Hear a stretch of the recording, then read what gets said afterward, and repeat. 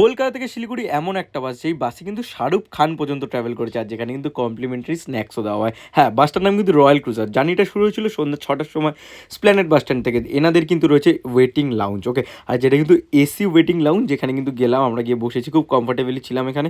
আর সত্যি কথা বলতে কি, এক কথাই বাস সার্ভিসটা আমার অসাধারণ লাগে, কারণ সেটা কিন্তু তোমরা সামনের ভিডিওতেই দেখতে পারবে। প্রথমে কিন্তু আমাদের লাগেজ টোকেন দিয়ে দেওয়া হলো, আর টোকেন দেওয়ার সাথে সাথে আমরা উঠে গেলাম কিন্তু বাসের ভিতরে। বাসের মডেলটা ছিল কিন্তু B9R 9400। আর তারপরে কিন্তু আমরা পেয়ে গেছিলাম হচ্ছে একটা 500 ml জলের বোতল।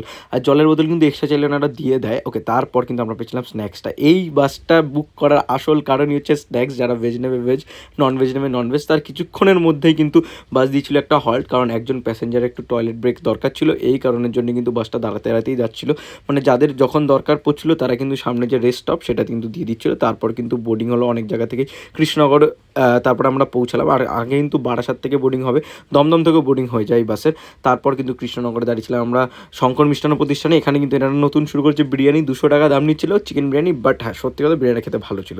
তারপর কিন্তু গাড়ি আমাদের খুব তাড়াতাড়ি পৌঁছে গেলো মালদায়। মালদাতে কিন্তু অনেক প্যাসেঞ্জার যাদের নামার ছিল, অনেক প্যাসেঞ্জার কিন্তু মালদাতে ডিবোর্ড করলো। এক কথায় এই গাড়িটা কিন্তু অসাধারণ, তোমরা কিন্তু বুক করতেই পারো।